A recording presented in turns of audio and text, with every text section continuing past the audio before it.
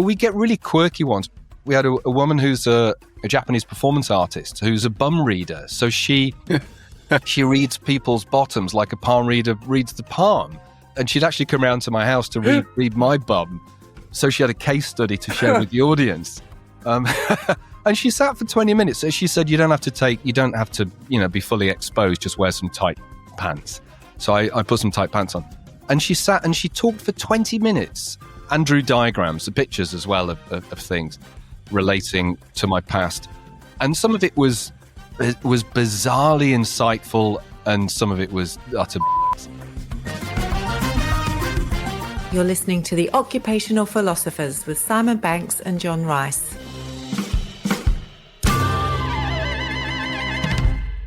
Hello and welcome to The Occupational Philosophers, a not-so-serious business podcast that mashes up the worlds of creativity, curiosity, and a healthy dash of philosophy. Each and every episode, I'm joined by my co-host, John Rice in the United Kingdom.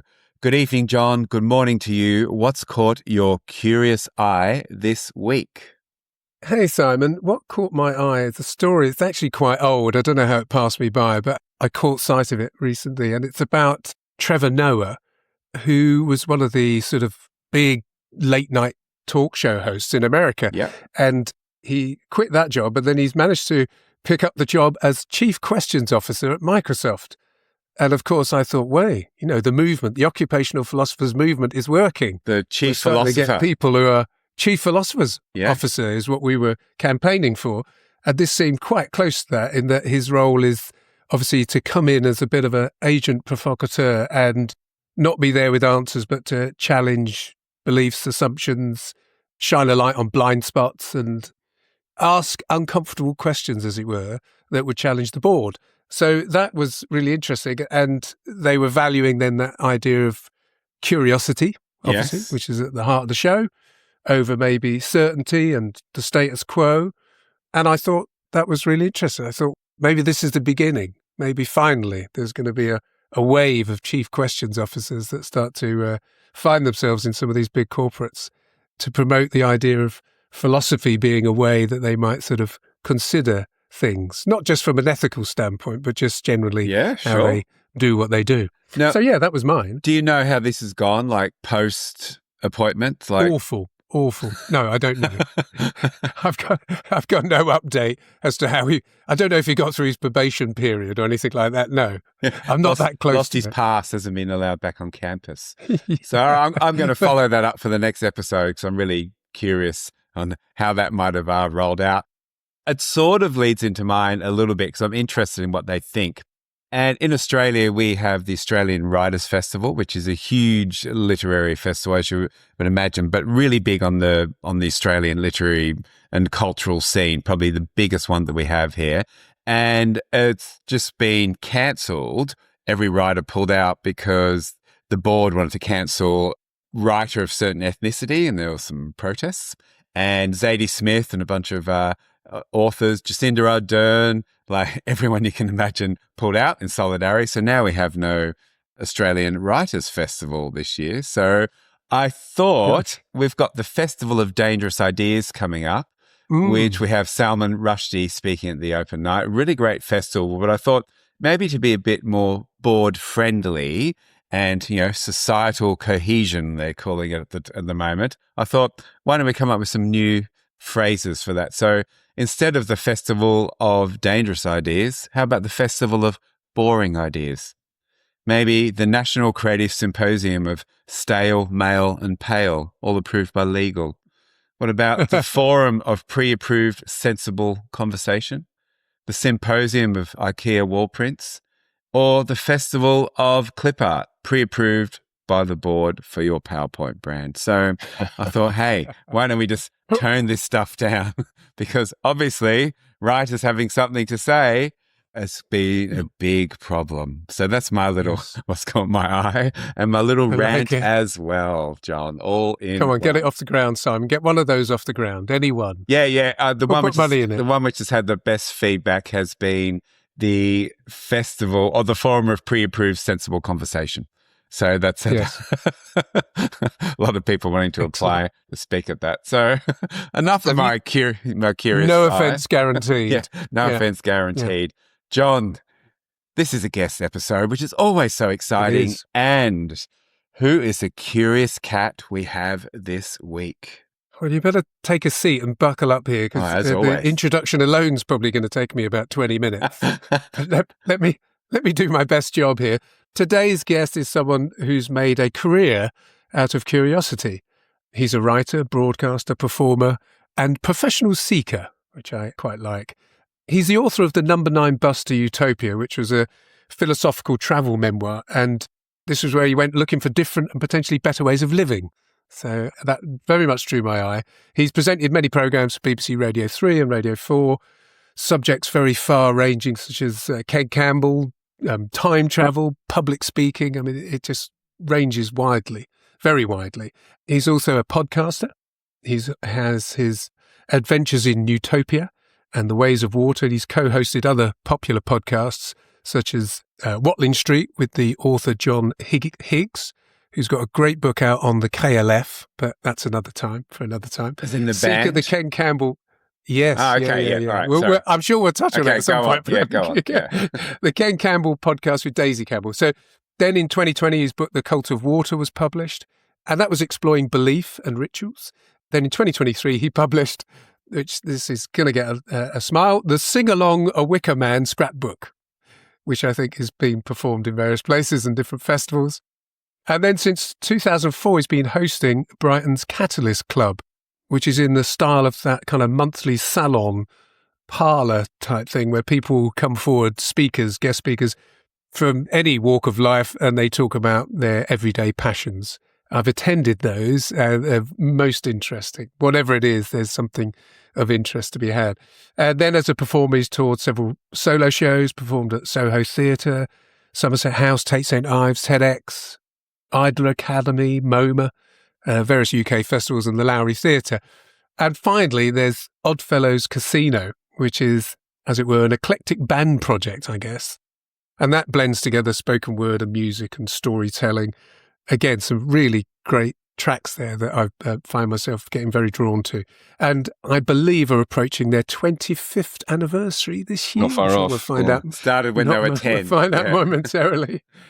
Look, ladies and gentlemen, please give a warm welcome to our guest, someone who brings us the sharp liveliness of a Bramley apple, coupled with the comforting, delicate sweetness of a Bakewell slice. It's David Bramwell. That's very good. I like that. To the Occupational See what you did there, Philosophers. John. Yeah. And that, I tell you what, that wasn't generated by AI. That was me. David, welcome. Thank you. You didn't mention my meat pie company or my fashion label. There's a lot more that we could. Can you just rewind to the... You mentioned the Singalong-A-Wicker-Man Scrapbook. I think of all the things you mentioned, that might be the one that maybe needs slightly unpacking. So, Simon, I'm guessing The Wicker Man is it well known as a cult film in Australia or not? I'm not sure. Not sure. Oh, okay. That's interesting, isn't it? Yeah, because I hadn't thought of that. I thought it was a global phenomenon. Yeah, I think UK and US it's a big deal, but in other parts of the world, I think it's lesser known. So it's a folk horror film from 1973, starring Christopher Lee, Britt Eklund, and other great actors of the time. And there are lots of songs in it that were written especially for the film, some kind of traditional old folk songs. And these songs are gorgeous. They're really haunting and sensual and sexy. And the film was basically a sing-along, waiting to happen. And I've been doing it for 18 years with my friend Eliza. And it was the 50th anniversary of the film in 2023. And I thought it was about time I wrote a book exploring the legacy of the Wicker Man, its relationship with paganism, which is kind of one of the big themes of the film, and also a little bit about the history of our show and the encounters that we'd had performing it in front of 400 druids in Glastonbury, meeting the film director and touring with the film director in the past. So lots of stories in there. So that's what the Singalong-A-Wicker-Man Scrapbook was. Ironically, I never thought in a million years I'd get a publisher behind it because it was so niche. So I self-published the book. And it's the most money I've ever made out of publishing. I've sold about 1,200 copies. But when you make the book yourself, and you sell the book for £10 and it's cost you £1.50 to print, you make a decent chunk of money. So it's the most money I've ever made publishing with a book that I thought would sell 9 copies. But there are lots of folk horror and pagan fans out there, and obviously we sell them at the shows. So that book is, to date, my most successful. Wow. Do you still tour it, David? Do you still do live performances? Are there festivals that you'll get drawn into and perform? Yeah, I mean, over those 17, 18 years, we had good intentions to create a website, create a proper trailer. So it's just word of mouth, really. We get gigs word of mouth. So we've got a couple coming up in a place called Saltburn on the northeast coast, which I've not been to before. Saltburn and Hull. As in Saltburn, the movie? Well, maybe I've not seen the film, so maybe the film is set there. I don't know. Yeah. So we got a handful of gigs coming up. So it will keep going, I think, until we die. So just out of interest, when you perform this, is it maybe like, as the movie is so well known, do people sing along with you? Is it a bit like maybe the sing-along Rocky Horror Picture Show when you go to that, or you might go to Mamma Mia and it's the interactive crowd night or something? It's exactly that. And so we have goodie bags that we hand out to the audience, which contain edible foreskins, edible umbilical cords, edible frogs, which they interact with during the film. Yeah, it's quite a bawdy night. The film has its hardcore fans, and the songs, unlike any other musical, you watch a musical and somebody's walking down the street and they're having relationship problems and they suddenly break into song and then people start leaning out of windows and joining in with harmonies. Now, that rarely happens in real life. I mean, I don't think it's happened to you guys, but it's never happened to me. Whereas in The Wicker Man, people are singing these songs in the pub, in communal settings. So it makes total sense to be a musical because it's already establishing these songs as being sung by the wider community. So audiences come dressed up in pagan costumes and masks, and they're ready for a good night out. I have one final question, and then we must move on. Yeah. Does anyone come dressed as the policeman? That's a great question. Every now and again they do. I think there's something quite masochistic. The policeman, it's a bit of a spoiler. The policeman doesn't make it to the end of the film, perhaps. I'm not going to watch it now. It is a phenomenal film. It's a pagan revenge film. We need more of these. Well, I studied the arts. I don't know. I can't remember watching it. So, but it's the type of film I would 100% watch. So everyone needs to see The Wicker Man. Yeah, I've certainly heard of it. I'm going to look this up this weekend. That'll be my weekend viewing.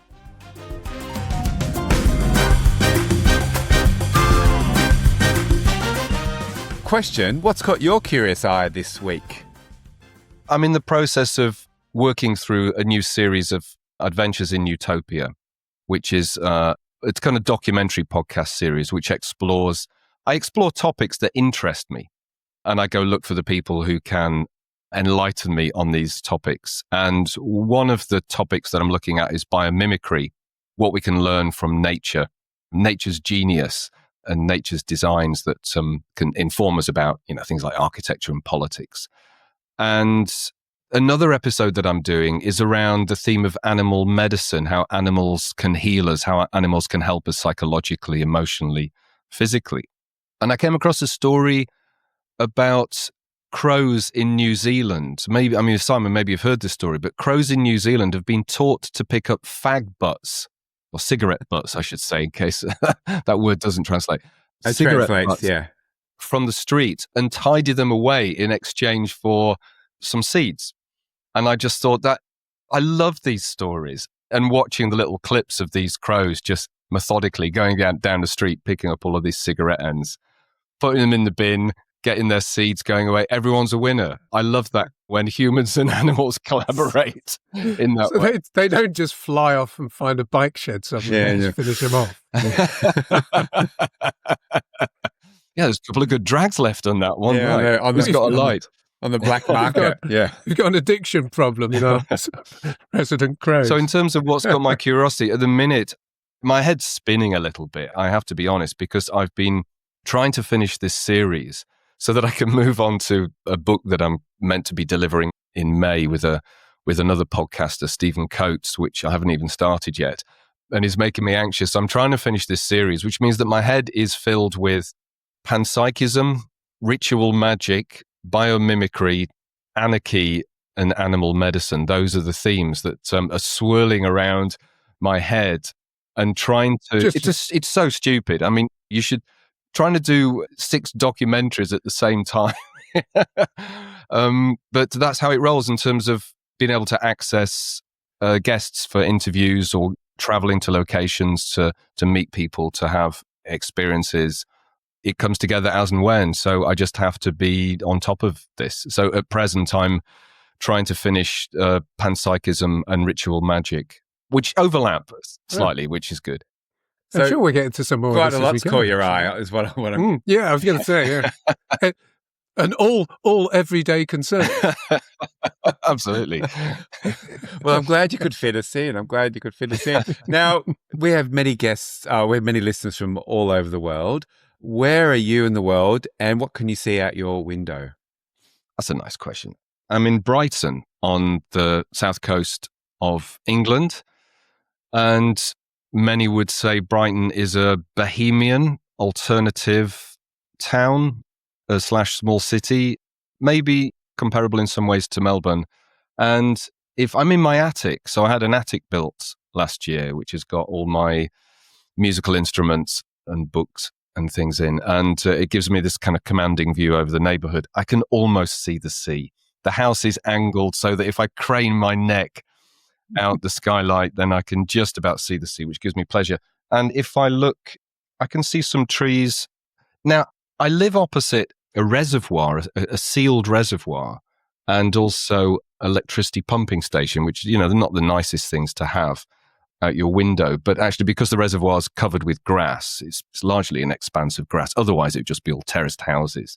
And the water company came and dug a hole, a huge hole like the size of a church, as the mound that sits now where the hole is. They dug it a year ago, and it remains. And now it has its own ecosystem. So it was just, the geology here is chalk and flints. You know, so all this chalk, this kind of chalk mound was dug out. It's like a mini sort of Silbury Hill out here. And it's all grown over now. So it looks like it's part of the landscape.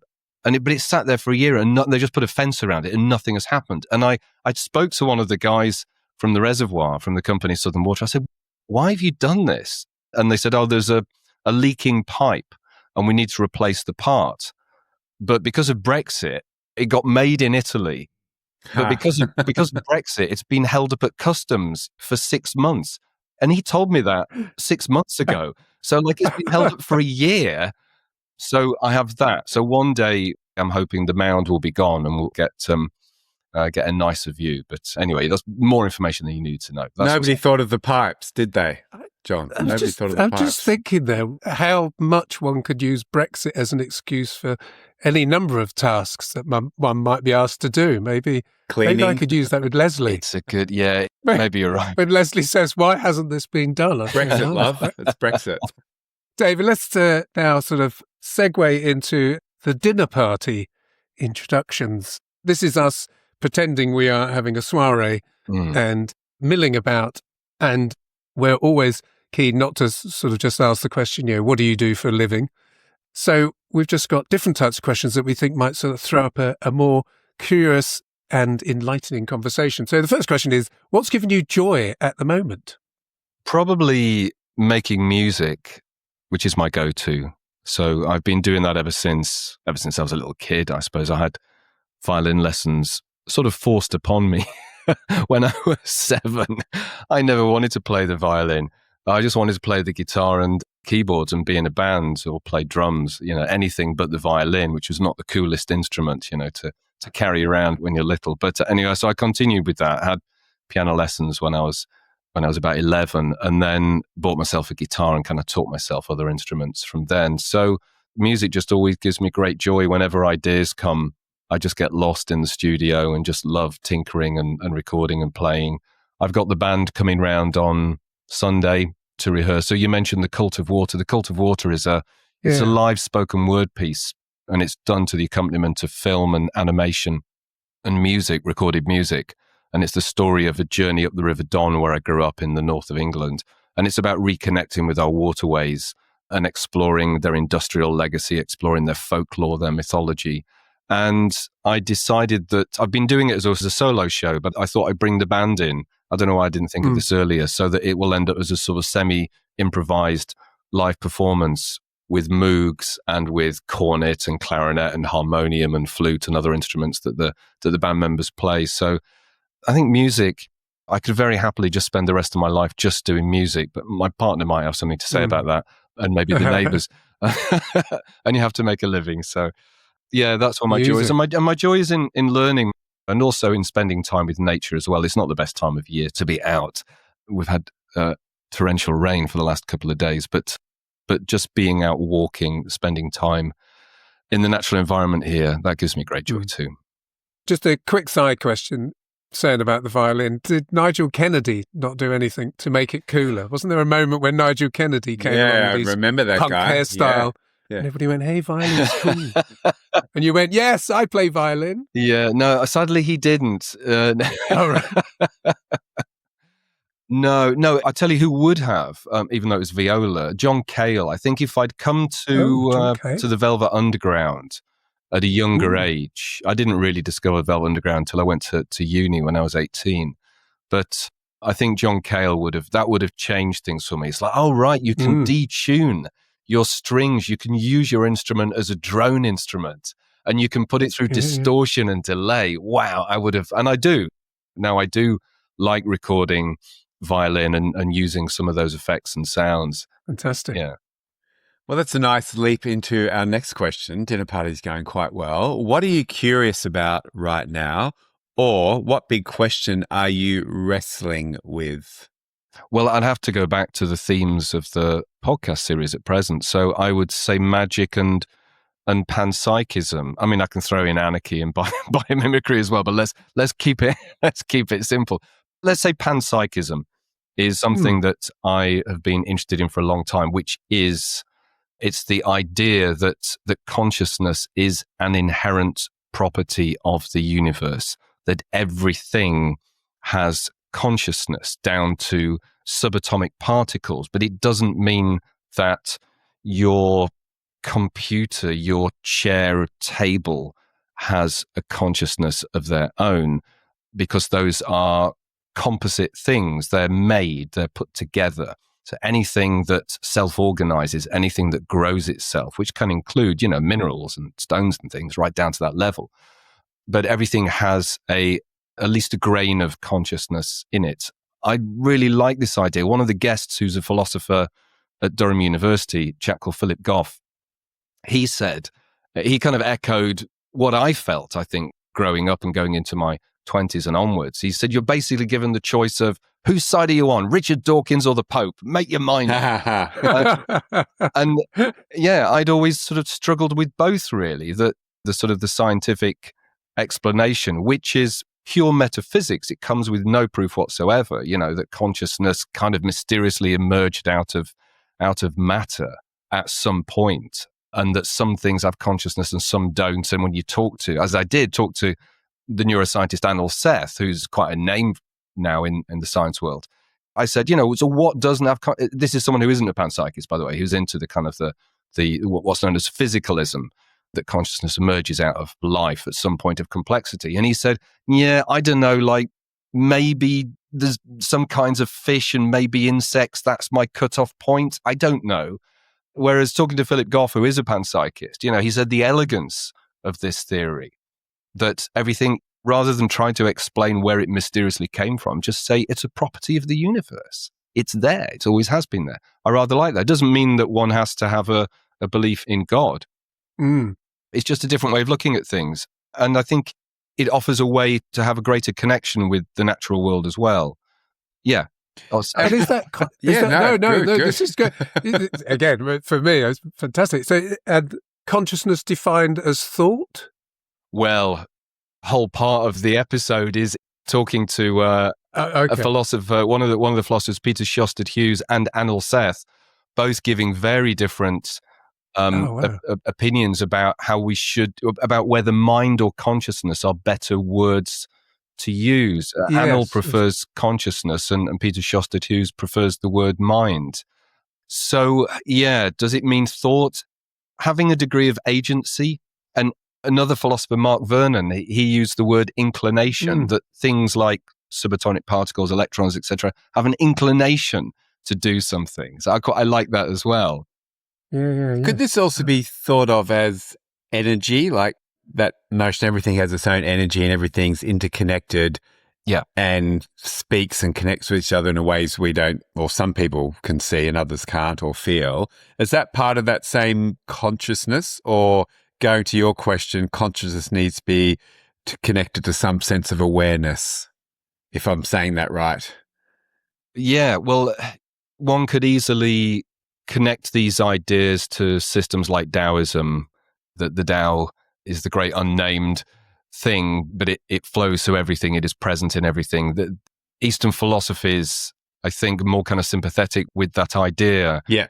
In Western thought, we have dualism, which came from Descartes, the idea of separating mind and matter. And I think that still occupies the way that we traditionally have come to sort of think about ourselves and the world around us. But other systems and more indigenous ways of thinking about the world, yeah, indeed, think of everything as everything having spirit. In our animist ancestors would talk about everything being imbued with spirit, everything being alive. And yes, that leads to a greater sense of interconnectedness. Where those two different ways of thinking meet in the middle is no scientist would disagree with the idea that everything in the universe is hitched to everything else. We acknowledge the interconnectedness of everything, the interdependence of everything. And yet, when we look around the world right now, as it is, that way of thinking is almost entirely absent in our politics, isn't it? Particularly in our most powerful political leaders. There is that what's called isolationism, where there's an utter ignorance or disregard for the interconnectedness of all things. Hey, we're going to do. Yes. This is party, man. This is amazing. Yeah. This is. Yeah. I need some canapes and a glass of fizz.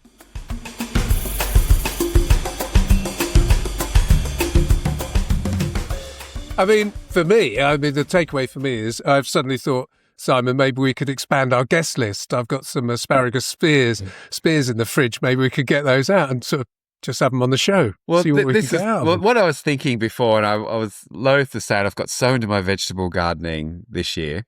And our tomatoes are going insane. Like, they're going really great. And that's the thing, I think, for me. You grow great tomatoes. The shop ones are terrible. In my head, because I prune them every day, I'm wondering, are they aware they're being pruned and I'm not being facetious here, but I thought it's sort of maybe are they aware they might be eaten? How might they feel about that?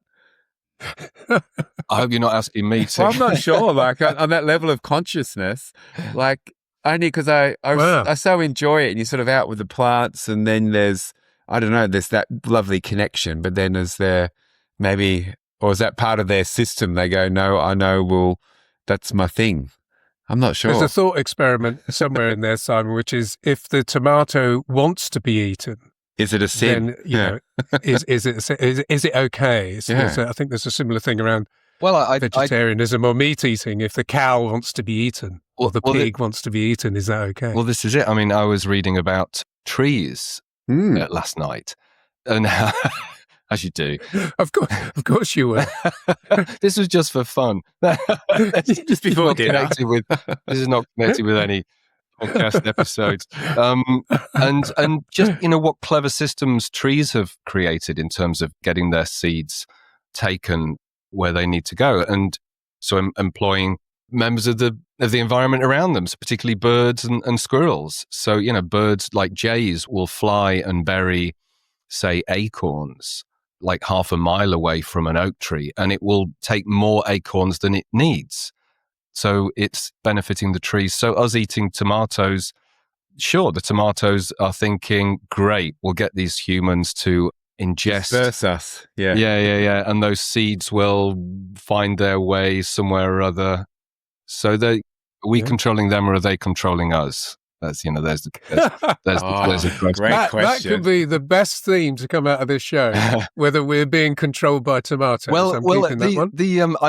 I interviewed John Lloyd for an episode a few years ago. John Lloyd's best known as producer of Spitting Image, Not 9 O'Clock News, Blackadder, QI on TV, and a Radio 4 program called, what's it called? Museum of Curiosity. Museum of Curiosity.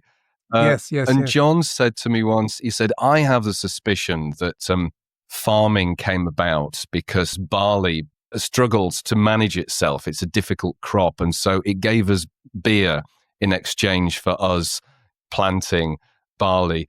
He said, it's all a question of how you look at things, isn't it, really? And who's controlling who? Yeah. Yeah, who's controlling who? This is all great stuff. However, so that we don't roll on as long as a Joe Rogan podcast, I'm going to sort of change tack here and ask another question. How would you introduce yourself at this party, David? What are the intersections? There's so much breadth to what you do, and depth, obviously, as well. But yeah, how would you introduce yourself? If I'm honest, I don't know.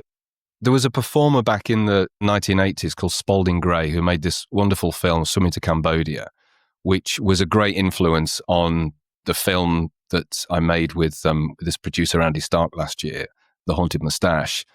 Spalding Gray's film was essentially him sitting at a desk telling a story, and that's what we did. That's The Haunted Moustache, was me sitting at a desk. So it was a homage to Spalding Gray. And Spalding Gray was an actor. He was also an author. He was a monologuist. He ran workshops. And in one of his monologues, he's going to buy a house, and the guy who's driving him there says, "So what do you do, Mr. Gray?" And he goes, "I chose author that week." And that always comes back to me when at a party, it kind of depends who I'm with. Someone might say, "This is David. He plays in his band Oddfellows Casino. This is David who makes podcasts." And sometimes people use words like polymath, which is, it's a nice, clean word to describe someone that does many things. But I would never use it on myself because it feels a bit kind of pompous. I couldn't say, "Hi, I'm David. I'm a polymath." So that question remains unanswered. I don't know. It always feels a little awkward. And I always feel, I don't know. I think we like elegance in things. So you say, "This is David Bowie. He's a singer-songwriter." And you go, "Yeah, I'm behind that."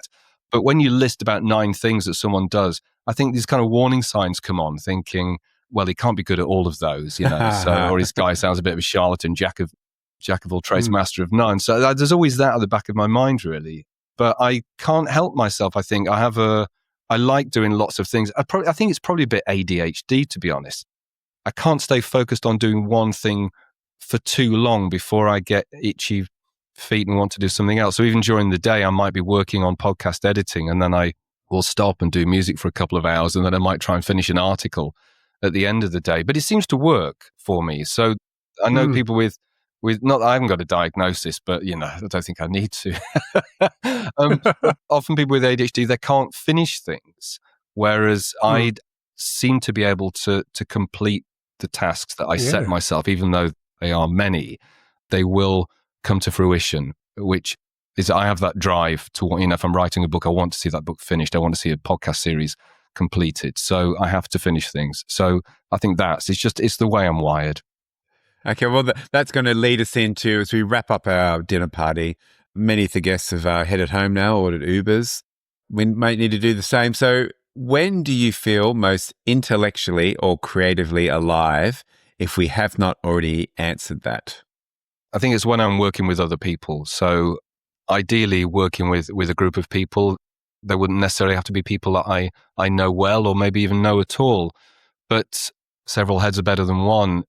If I'm working in a band with a group of musicians creating music, I love the innovation, the ideas that come that make you think or feel in different ways. Or if I'm working with a director or a group of people doing a show, whether it's a theatre show or a comedy show, as I have done in the past, I love the energy and the sparks that come from that. So, working in isolation, which I also do a lot, I do get stimulated and lost in the work, but I think it's important to be challenged by others. And if it's people who also have that curiosity and openness to the world around them, to ideas, then that's where I feel really, really charged. And I think one of the things that many of us feel nowadays is, it seems those opportunities to be with people who have different views to you, particularly different political views, that just doesn't happen as much as it used to. We live in our own bubbles, as the cliche goes. And I regret that. I try and find situations where I can be challenged by people with different views that keep me on my toes as well and get me to challenge the way that I relate to the world around me. So hopefully that answers the question. Yeah, we'll stop, hey, on that one. Have a quick breather. Great party. Great party. You don't look too pissed. Do you want an Uber or a bus? Or walk. Yeah. And we'll see you next time. I'll walk home. I'll walk off the booze. Okay. Yeah. Okay, be safe.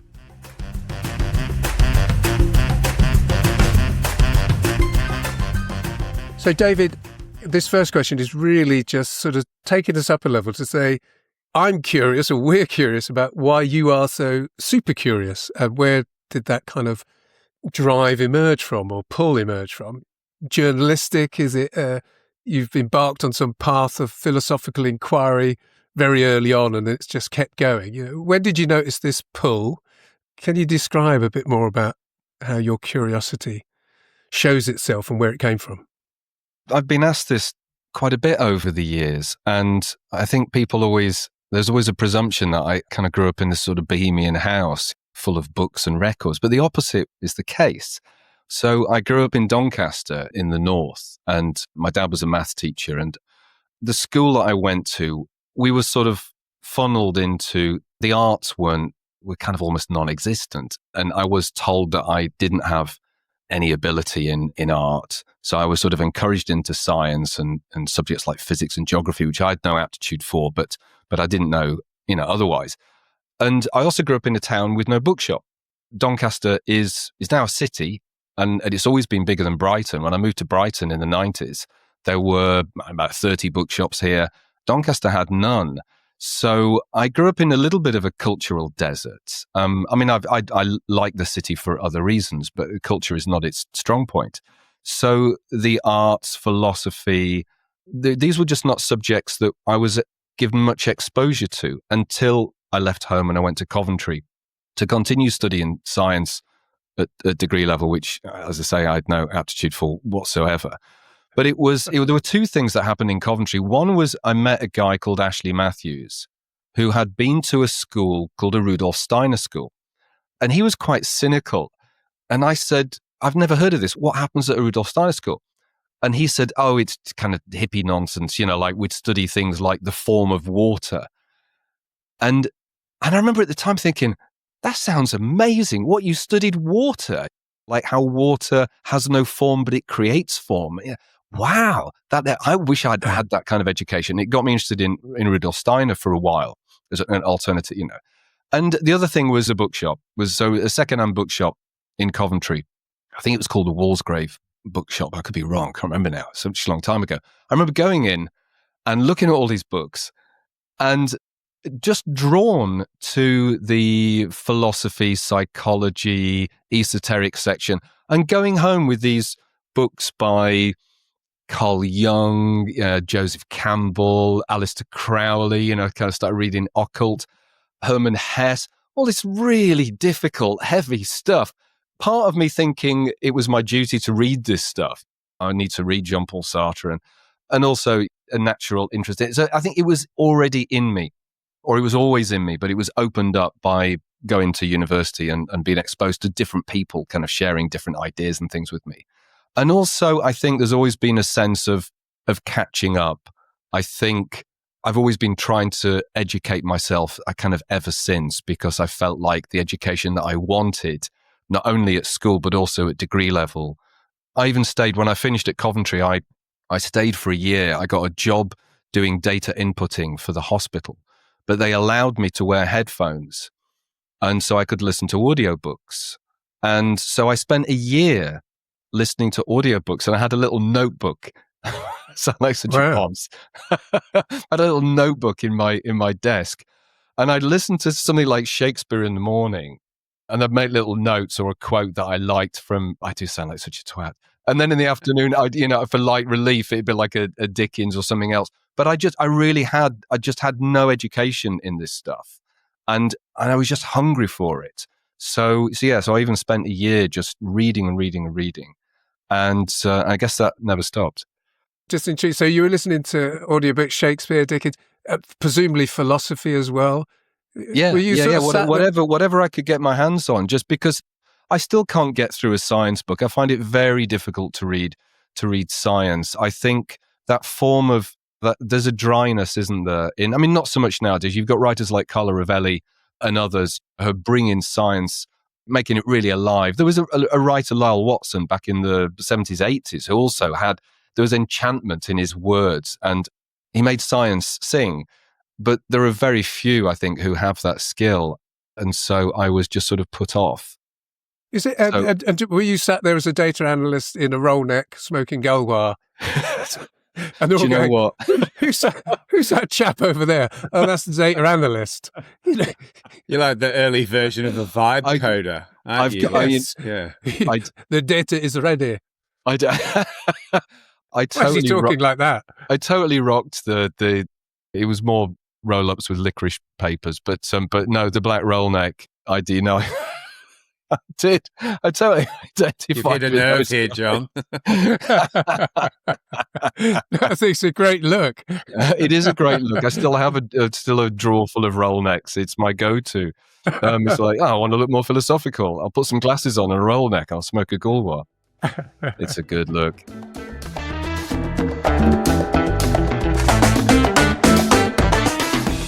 Jumping, I guess, into a similar space but different space, your journey or your book, your journey on the number 9 bus to Utopia took you to alternative communities.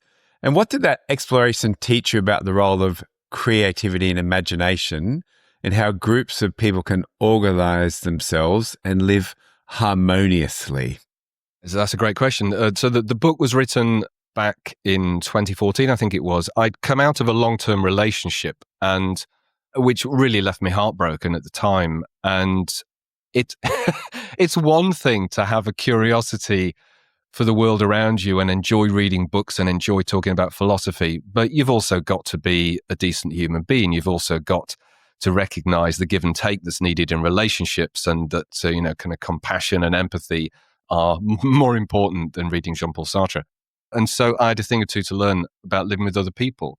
And being the kind of person I am, it's like at the time I remember thinking, well, I could do like a mindfulness weekend or something like that, but I need a project. So why don't I take a year off? I was teaching at the time. I used to teach music part-time. That was how I kind of afforded to get by.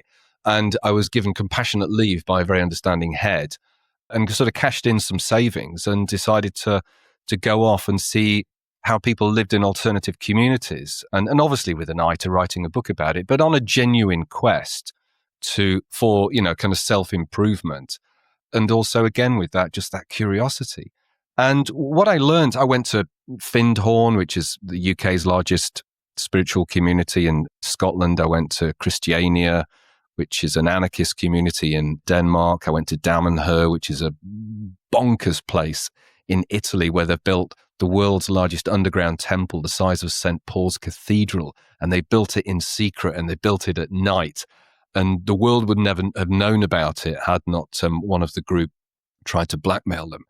And I went to America, and I went to ashrams. I went to Esalen in Big Sur. And one of the things that struck me, first of all, not all of us have the luxury of being able to choose where we live. And a lot of people around the world live in places where they wish they weren't, and they make the best of where they are.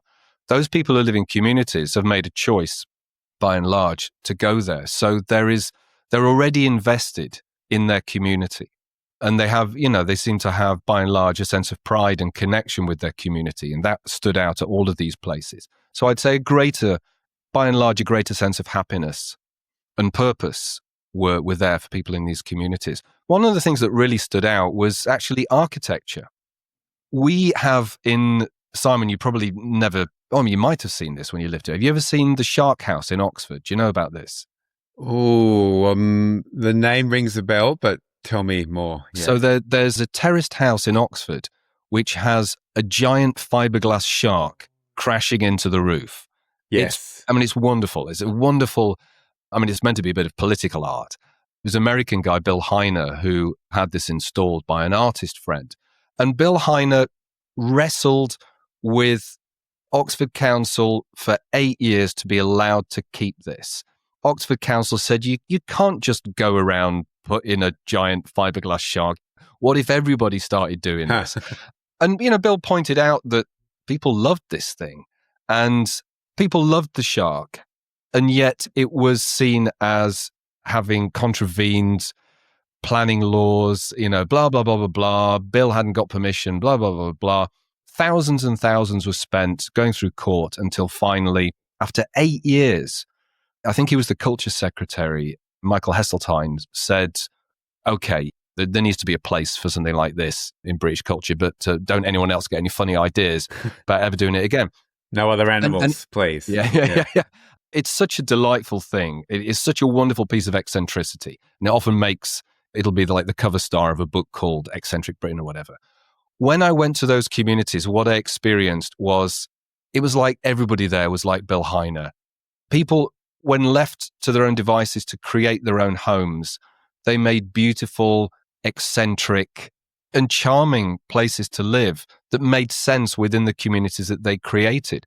Christiania is an anarchist community in the center of Copenhagen. And these guys in the late 60s, they were a bunch of stoners and they were a bunch of squatters. And the cynic in you would think, oh, they're going to build like a down at heel shanty town. It's just going to be squalid. Not at all. Christiania, the architecture is dazzling. The houses might be hexagonal. They might have an entirely glass roof. There's color and eccentricity in all of these buildings. And many of these people learned how to build their own houses themselves. And this sort of touches upon, again, many people's cynicism towards anarchy, the idea that we couldn't self-organize, we couldn't run things ourselves. We need leaders, we need despots.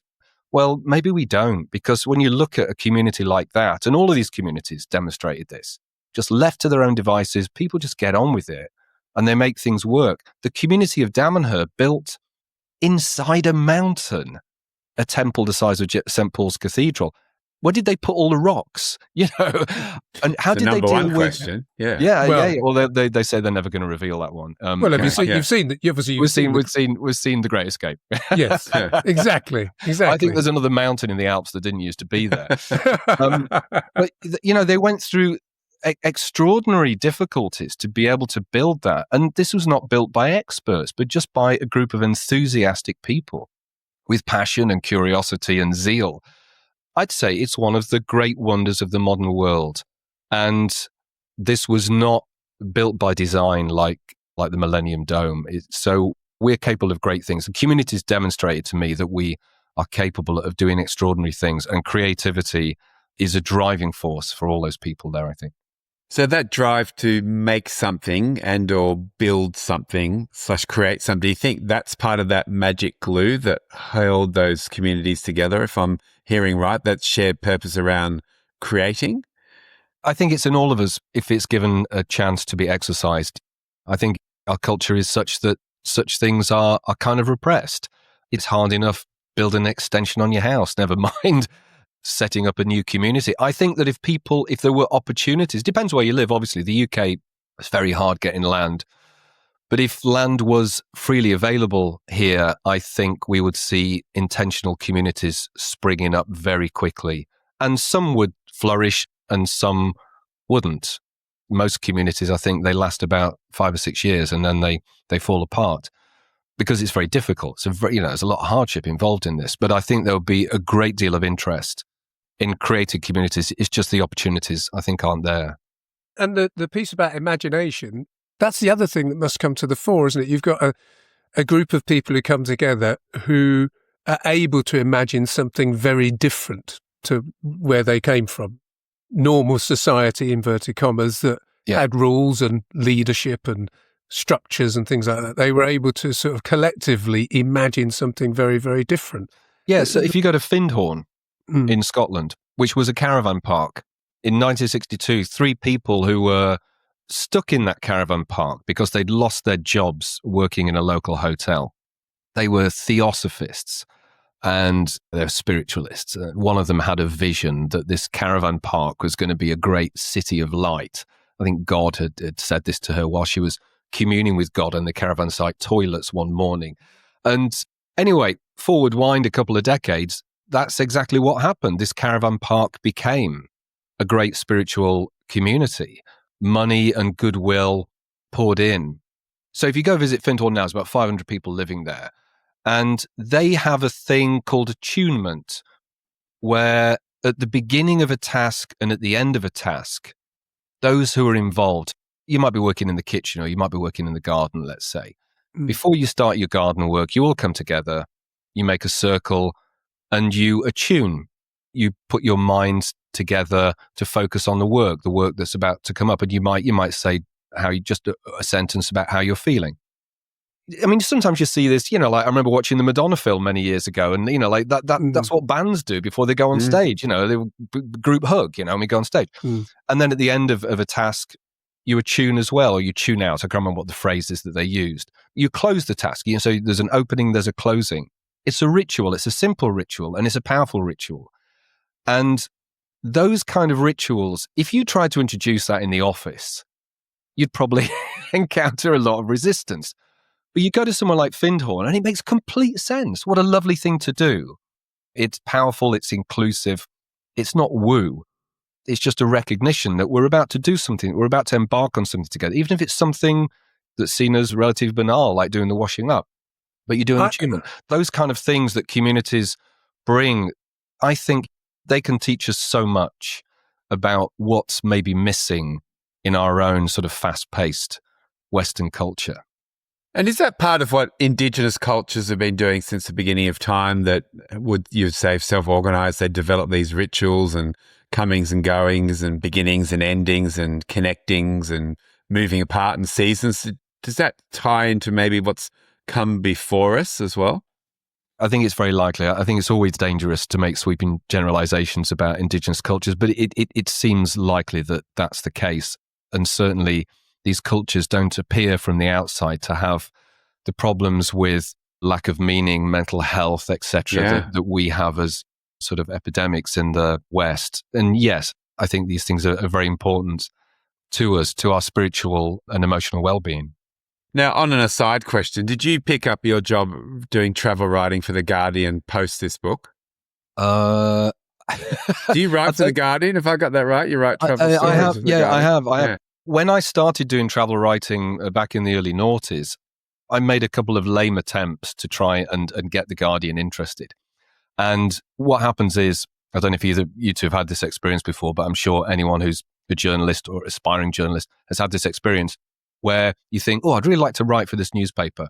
So I'll come up with some ideas and I know I'll keep it brief, and you pitch your proposal.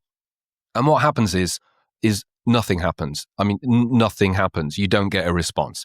So you think, okay. So you try another one and you don't get a response. And then this continues for several weeks or months. And then you think, okay, I'm going to give up on this. So that was my experience. It wasn't until lockdown when a friend who is a travel writer for The Guardian got in touch and said, have you got any quirky travel stories? Because no one's really traveling at the minute, and The Guardian needs something for their travel section. Yeah, like a whole book, anything. Man. And I said, well, I only write kind of weird shit. Like my stuff's about like communities that have built underground temples, or I don't think they're going to go for that. It doesn't involve a yurt and a spa. And he said, look, they're pretty desperate. So he put me directly in touch with the editor for the travel section. I ended up getting a column called Weird World, where I got to write about anything that I wanted to. In fact, I wrote about is it the Min Min lights? Is that right? That experience there's a place in Australia. There's a road where weird lights are seen. I think it's Min Min lights. So I even got to write about this many years ago now. I might have forgotten the term. Are you Googling? Are you having a look? I'm just looking here, but I came across your one at Dedham, because that's where my girlfriend's family, my wife, they live there. And also your trip to Catalonia to Cadaqués. And I like how you said, and his pool is just a big cock and balls. So, Dali, I like she said it looks like a bit of plastic or something. And that's the story I always tell my kids. And Dali's got a pool, looks like a big dick. They just think it's fantastic. Anyway, exactly what it is. But so it was being in the right place at the right time. I'd co-written a book called The Odditorium in 2018, which was a collection of stories about unusual journeys, which ranged from Marina Abramovich and her then partner walking opposite ends of the Great Wall of China. And then when they met in the middle, they separated. They'd planned to get married, but it took so long to arrange the trip. But by the time they arranged the trip, they'd split up. And so they thought they'd officially split up. So I'd researched all these journeys, and so I had them ready-made to be able to offer The Guardian during lockdown. So I had that column that ran throughout lockdown, and then when lockdown ended, that was the end. That was the end of the column. But I had my foot in the door, so I still occasionally write travel pieces for them.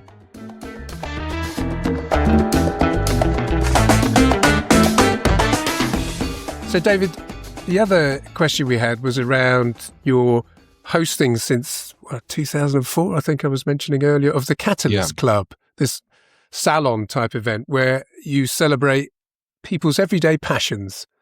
And it's almost sort of trying to draw out what are other people sort of curious about. And I wonder, what do you think this type of curiosity reveals about us as humans?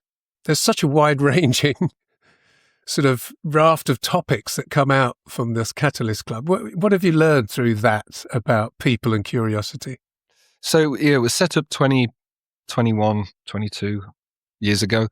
And the idea was that it was an open platform. So someone once said, your Catalyst Club, it's kind of TED for everybody. And in a way, it kind of is. I mean, with TED, you need to have an idea. And you don't for the Catalyst Club. You can, if you're interested in radishes, you can come and talk about radishes for 15, 20 minutes, as somebody is next month. And I think it's going to be a great talk. So we've had over 1,000 speakers, and it's from all walks of life. That's the idea. It's to encourage people to come along and share something of interest. Not everybody likes public speaking, and I would never try and kind of twist someone's arm. But lots of people come along and at the end of the night, if it's the first time they've been, they're thinking, what would I do? And what it's demonstrated is very few of us have, what it's demonstrated is that so many of us have interests in such odd things. And I thought when I set it up, somebody would come and talk about their favorite Bob Dylan album, and somebody would come and talk about their holiday in Switzerland, and somebody would come and talk about cheese. And to be honest, a talk about radishes will kind of tickle people, the audience, because that's unusual. We don't have those kind of talks. Last month we had a woman who is an international private investigator and who's been to more countries than James Bond in his fictional adventures. And she talked about how she was working in these international stories around Somali pirates. And, the audience were just dazzled by, it's like, how did you get to become an international private investigator? It's brilliant. Such a brilliant story. But we get really quirky ones. We had a woman who's a Japanese performance artist who's a bum reader. So she reads people's bottoms like a palm reader reads the palm. And she'd actually come around to my house to read my bum. So she had a case study to share with the audience. And she sat for 20 minutes. So she said, you don't have to, be fully exposed, just wear some tight pants. So I put some tight pants on. And she sat and she talked for 20 minutes and drew diagrams, the pictures as well of things relating to my past. And some of it was bizarrely insightful, and some of it was utter bollocks. It gives me great joy still to run this night, because I never know what the next talk's going to be like. I never know how the night is going to unfold. And and the audience don't know the topics until the night. So it's kind of a lucky dip. And what you learn very quickly as an audience member, and I've learned as host, is the topic is kind of immaterial. Somebody might come along and say, I want to talk about William Blake. And you think, brilliant, everyone's interested in William Blake. This is going to be amazing. And it might not be the best talk you've ever had. It might be a bit dull. It might be a bit academic. And then someone else comes along and says, I want to do radishes. And it's the best talk you've ever heard, because she just loves radishes, and she's found some amazing anecdotes about them and strange facts about them. And it's full of heart. And what it teaches us as well is that, the people that we're told are the we're delivered, here are the experts. This is an expert on blah, blah, blah. This is an academic who's, for 30 years, this person's been studying this thing. And yet 30 years in academia can suck the joy, that you once had for a subject out of you, so that you can do a very clean and a very efficient lecture, but it's got no heart and soul to it. So we all have that. We all have these passions. There has to be passion for the passion. Yeah, there has to be passion for the passion. That's such a nice thing, isn't it? Like, inside all of us, there's something a lot more unique than we give ourselves credit for. And I work in the corporate world, which is as does John, or that's who I work with. But there's so many people, and you're sort of told to behave a certain way or do things a certain way, and there's so many regulations and rules. But you dig underneath all of those people, and they've got such, like your stories there, you got someone who, is a salsa dancer, someone who plays in a band but never tells their colleagues, and they've got all these interesting habits. And I just think if you can bring a little bit more of that passion and curiosity, not be scared of, your uniqueness, I think it makes the world a lot more joyous place. As just shown by your talks, there's joy in our quirks, isn't it? No, not quirks isn't the right word, but there's joy in our uniqueness. Well, and wouldn't it be great for some companies to create these kind of nights and just make it an open invitation to employees? Because that kind of thing, it gives an opportunity for people to celebrate the fact that they have lives outside of their jobs. They have interests outside of their jobs, not to be afraid of it or something that you kind of hide away. And also what richness that can bring, so that, you learn new things about your work colleagues. I very much encourage this kind of thing. I'm not sure how Kevin from accounts being a bum reader, though, might go down. HR? Yeah. There are very few of them in the world, so the world needs more bum readers. When Saatchi gave her talk, she said, I don't know how you kind of quite qualify it. She said there were only 3 of them. There are only 3 active rumpologists. There are only 3 active rumpologists in the world. And the most famous one was Sylvester Stallone's mother, who was a professional rumpologist who on her website claimed to have traced it back to ancient Egypt. I don't know how she managed that. And she was charging quite a lot of money to read your ass. And I need to go back to the British Museum and study those hieroglyphics again.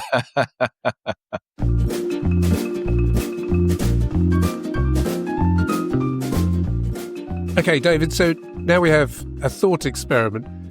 So I have to very quickly distinguish between the thought experiments that I know you often toy with and explore on your own podcast and in the work that you do, to our thought experiments, which are more like a 1970s game show. And this one is called, Where is this bus going? And slightly inspired by the fact that you did take the number 9 to Utopia. So we're going to sort of we'll invite you to come stand at the bus stop, and a number of buses are going to turn up. And you've got to tell us where they're going by the descriptions that we give, okay? So, I'm sure you'll pick it up as we go. So look, right. The number 1 bus has just rolled up, and on the side it says the following words: control, surveillance, compliance, oppression. George Orwell has visited it. Where is this bus going, David? Is it going to America? Oh, you might have got one of the ones further on from later in the quiz. It's going to not Utopia. Yay! Well done. Yes, it's going to Dystopia. All right, we know how this works now. Now, here is pulled up the number 2A bus. On the side of the bus, wrong. I can feel it says heat. Yeah, you can ask for clues at any time. It says okay, rhythm, flamenco, heat, rhythm, heat, flamenco, heat, Picasso. Pixies shouted a lot in the song Debaser. Pixies shout it like. Now, the heat is in the southern Spanish climate. Flamenco. Oh, I don't know, but the Basque country is he from? Yes, Andalusia. Yes, well done. Andalusia. Well done. I might have thought you said Andalusia, but I'll let you off, okay? I'll let you off. That sounded like... That's like a bit of stress was showing there. You're invested in this, aren't you? John.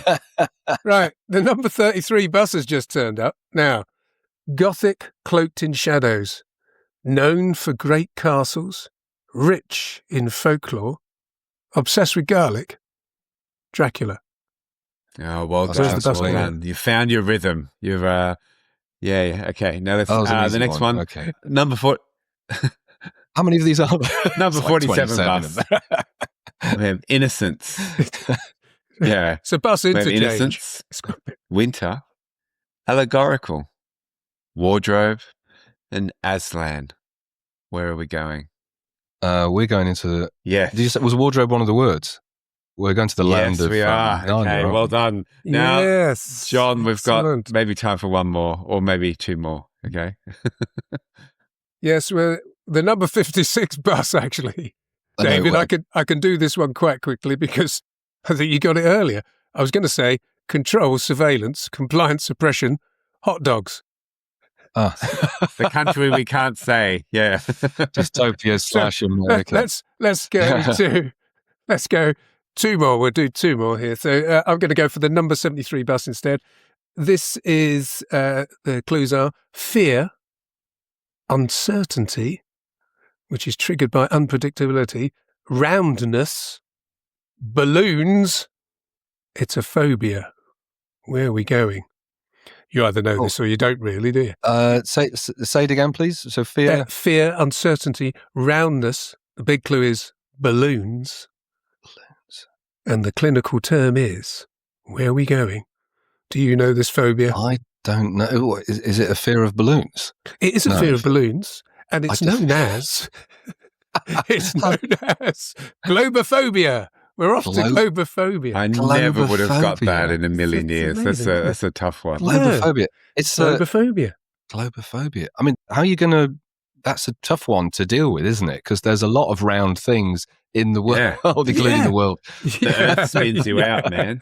I have a friend, Chris, who I'm sure there's an official term for this. I don't know what it is, but he has a pathological fear of buttons. And so he can't wear anything with, like he won't wear a shirt, etc. He only ever wears T-shirts and jumpers. And his great fear is of somebody force-feeding him buttons and filling his mouth up with buttons of all different sizes. Gosh, that's niche. That is niche. Does he get similarly fearful if someone else with him is wearing he doesn't clothes with buttons? He doesn't like. Yeah, if you were to have a shirt covered in all different buttons and things, so is it T-shirts or skivvies? That's or jumpers. That's all one can wear. No button-ups. Okay, and so don't send him to the haberdashery. Well. Like no button-up trousers. Okay, all right. Do you want to do? Do you want to do the final one, we'll do our Simon? Last one. Number 9 or number 81? Okay, number 9. Number 9. Ideal, equality, intention, community rhymes with Nutopia. Where are we going? It rhymes with Nutopia. As a clue. Is it close, Shootopia? but no cigar. Glutopia. Gnutopia? Flutopia. We'll take Utopia. Is it Lutopia? It's a Utopia. Yeah. Utopia. We'll give you a point for every one of those. Fantastic score. There must be a urinal company called Lutopia. I mean, if there isn't, I think we should form one. Right, that's it. Or does loo is loo a word is that used in Australia? It is. We also call it the shitter as well, but the loo is well known. I like the fact that Lutopia go, right, we ought to get on that because you need another project, don't you, David? I do need another project. Yeah, that's exactly what I need. I mean, you must be bored out your skull. We're going to go to our... So that is the end of Where is this bus going? Thought experiment. We are continually building the Occupational Philosophers manifesto. If you see what we've done there, what one thing of all your learning should we add? Something we haven't talked about, and philosophically, I suppose. When I was in my mid-20s, I came across a book called The Positive Revolution by the writer and thinker Edward de Bono. The book was printed on yellow paper with a yellow cover, and in it, Edward suggested that those who wanted to join him on the Positive Revolution should go around wearing yellow armbands, which even at the time I thought was a truly terrible idea. The book comes with a slogan, or comes with a motto or an axiom, whatever. And all you need is that. You don't need the rest of the book. The book didn't leave that much of an impression of me in terms of its contents, but the opening sentence, which was, in a positive revolution, there is no enemy, that stayed with me. And whenever I come across philosophy, a political movement, a person who people have been talking about and saying, you must read this person. Jordan Peterson, the pseudo-intellectual, comes to mind. And I think, how does this person think about the world? How does this person relate to others? How does this person relate to those who think in a different way to them? Are they angry? Are they vitriolic? Do they shout people down? Are they respectful? Are they open-minded? Do they have a sense of lightness about them? And, applying the same to philosophies. Having only recently just got interested in anarchism. Anarchism seems to be a very inclusive political way of looking at the world. It seems more ecological than other political systems. Talks a lot about mutual aid and interdependence. So the idea of trying to live a life without an enemy, it doesn't mean that we don't fight against our oppressors. We don't fight against things which are clear injustices or people who clearly are tyrannical. And there are many of those around right now. But at the same time, the solution to our many problems is not to eradicate those people and not to eradicate those ideas, because they're just often replaced by worse people or worse ideas. So for me, that's a great principle to live by in a positive revolution. Right, that's fantastic. I really like that. John? Yeah. We might really touched on it already because you just mentioned a book, but we were curious as to what books or films you feel we should be reading or watching right now. Aside, obviously, to your own, there's a good stock there. To start with and put by the bedside. But any that you're currently reading at the minute, maybe? Well, in terms of films, I'd recommend a film called La Bête, the Beast from 2023, which is a French science fiction film set in the kind of near future, in which AI has kind of gobbled up most of our meaningful jobs. And those of us who want a meaningful job have to go through, well, no, I won't give any more away. It's a very, very thoughtful and brilliant exploration of our relationship with technology, with a brilliant kind of devastating twist at the end. Yeah, it's also about past life regression as well. That's a great film. That's one of the films that has really, really stayed with me in recent years. And in terms of something which is just utterly, utterly enchanting, a 2017 film called November. It's kind of a folk horror, but it's a rather magical film. It's black and white. It's beautiful. It's Estonian, and it has one of the most extraordinary openings I've ever seen to a film, in which you are just watching this film for the first few minutes and you can't work out what the hell is happening. It involves a cow. And you're watching it going, and then it makes sense, once the film starts to unfold. It's a gorgeous film. Those two are beautiful films. In terms of what I've read, I'll always recommend, I'm rereading Jeremy Lent's The Web of Meaning. I think Jeremy Lent is one of our great unsung heroes of philosophy. He's written 2 books, The Patterning Instinct and The Web of Meaning, and they really are extraordinary in their breadth of ideas. Many, many years ago, the writer Yuval Noah Harari kind of made a name for himself with Sapiens. And I thought there were some great ideas in that book. But Jeremy Lent, if you like those kind of books that try and kind of tell a sort of philosophical history of the entirety of humankind, not just Western culture, but Eastern culture and indigenous culture, Jeremy Lent's 2 books are incredible. Are really kind of illustrating how different cultures think and how hard it is for us to imagine other ways of thinking. But he does it like the philosopher Alan Watts. He does it very well in making Eastern ideas kind of open and accessible, and a different way of looking at ourselves and other cultures around the world. Those 2 books are amazing. Great recommendations. Thank you. To wrap us up, thank you. Let's say many, many, many years from now, you finally come to that stage of your life where you think, it's time to maybe take things a little bit slower, and you're moving to an older people's retirement home. You're taken in. You're wandering into the lounge room, the dining room. Everyone looks up and they say, "Here's David. How would you like to be introduced?" I thought you were going to say, "Here's David. He's shat himself again." Reader. That'll do. Thanks very much. That's the end of the podcast. I think here's David. Thank goodness he's wearing dry trousers for a change. That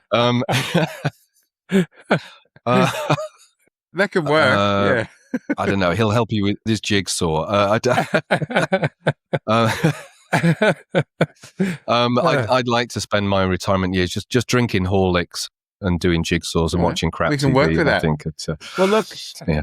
Where do we find you online? Where can we connect with you? Where do people follow all of the amazing things that you're up to next? What and where and how can people connect and say hi and follow along?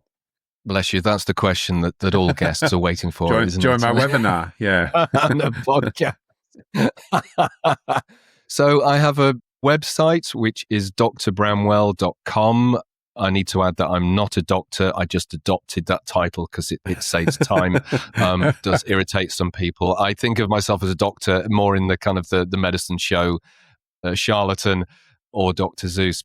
So drbramwell.com for, there's plenty on there in terms of radio and the rest.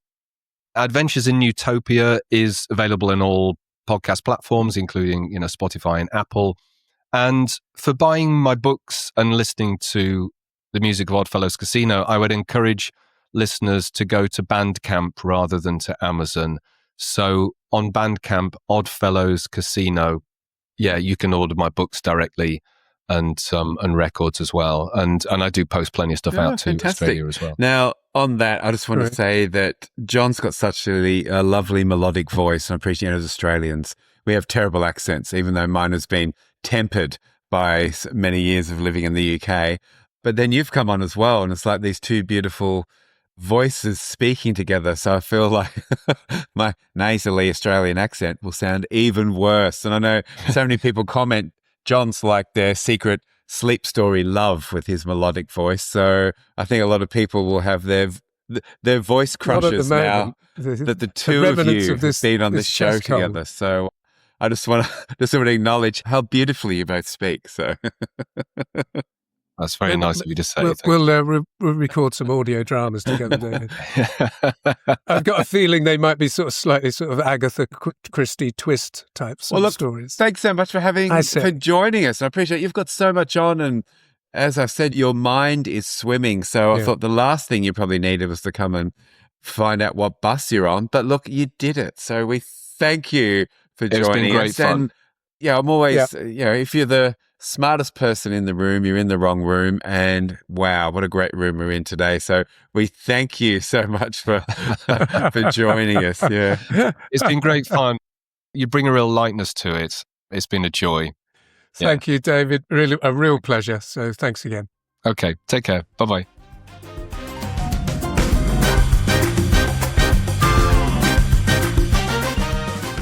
So, Simon, another great episode with someone who embodies everything this show is about: curiosity, creativity, imagination, play, bum reading, and philosophy, and bum reading, of course.